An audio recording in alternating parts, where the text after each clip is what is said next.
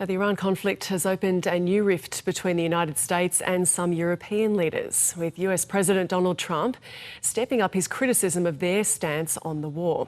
Mr. Trump has singled out Spain, saying he's asked for all trade dealings between Madrid and Washington to be cut off.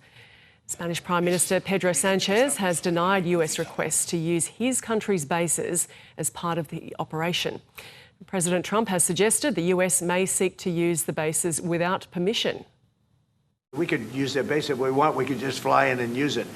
Nobody's going to tell us not to use it, but we don't have to. But they were unfriendly, and so I told him we don't want to. Spain has absolutely nothing that we need other than great people. They have great people, but they don't have great leadership.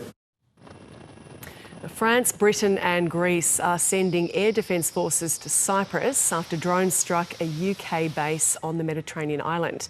UK Prime Minister Keir Starmer says he will send HMS Dragon, an air defence destroyer, along with helicopters with counter-drone capabilities, to the region. Greece has also vowed to defend Cyprus, saying it will send frigates and fighter jets. And French President Emmanuel Macron has ordered France's nuclear-powered aircraft carrier to move from the Baltic Sea to the Mediterranean. But Donald Trump has continued his criticism of the UK, arguing it was too slow in allowing US bombers to use British air bases in the Middle East. And it's taken 3-4 days for us to work out where we can land there. It would have been much more convenient landing there as opposed to flying many extra hours. So we are very surprised. This is not Winston Churchill that we're dealing with. Keir Starmer has said the UK does not believe in regime change from the skies, but he's facing some domestic pressure to do more, with the UK opposition noting both Australia and Canada offered their support to the US early in the conflict.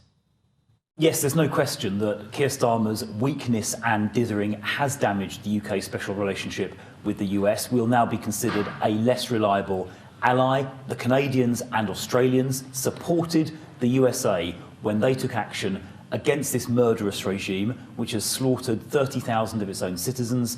It's sponsored terrorists like Hamas, and it's tried to get hold of a nuclear weapon.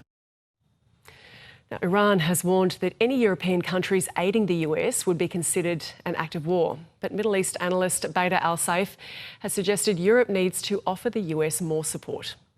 Europe has been pushing itself on the footnotes of main events, unfortunately, in the past few decades, and this has been more apparent in the last few years. This war has really been internationalized now, with a NATO member being also attacked, Cyprus that is.